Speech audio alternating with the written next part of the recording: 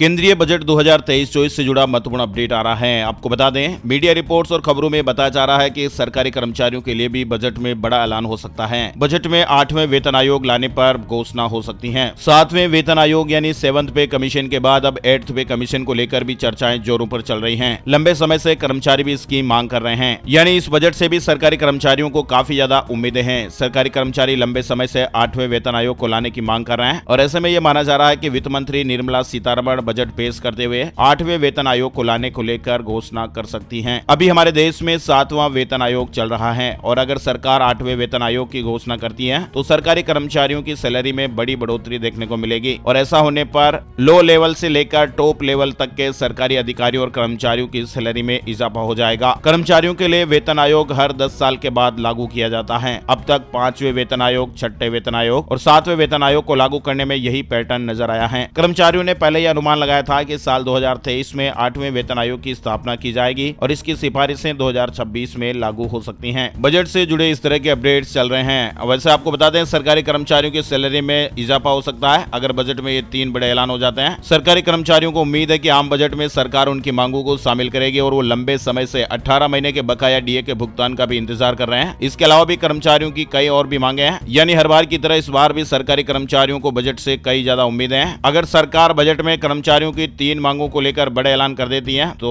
कर्मचारियों की सैलरी में जोरदार बढ़ोतरी होगी। इसमें केंद्रीय कर्मचारियों के डीए में बढ़ोतरी, बकाया डीए का भुगतान और फिटमेंट फैक्टर में इजाफा शामिल है और कर्मचारियों को ये बड़ी उम्मीद है कि सरकार इन तीनों चीजों को आने वाले बजट में शामिल कर सकती है। सैलरीड क्लास को कई चीजों पर सरकार राहत दे सकती है, वित्त मंत्री राहत दे सकती है। इस तरह के अपडेट्स मीडिया में लगातार चल रहे हैं। वित्त मंत्री निर्मला सीतारमण 1 फरवरी 2023 को देश का आम बजट पेश करने जा रही है और ये मोदी सरकार के दूसरे कार्यकाल का अंतिम पूर्ण बजट होने जा रहा है। 2024 में मोदी सरकार की तरफ से अंतरिम बजट पेश किया जाएगा और इसी साल लोकसभा के चुनाव होने भी प्रस्तावित है और ऐसे में सरकार से उम्मीद की जा रही है कि इस बार का जो बजट है वो लोक लुभावना बजट भी हो सकता है। वित्त मंत्रालय की तरफ से मिडिल क्लास को ध्यान में रखकर कई प्रस्तावों पर विचार चल रहा है और बजट में कई बड़े ऐलान हो सकते हैं। तो ये दोस्तों इस वक्त के जो अपडेट्स बजट से जुड़े चल रहे हैं आप लोगों ने देखे और सुने। Thank you, take care, good bye. ऐसे ही ताजा अपडेट्स हर रोज देखते रहने के लिए लाल वाला सब्सक्राइब का बटन जरूर दबा दीजिए। धन्यवाद।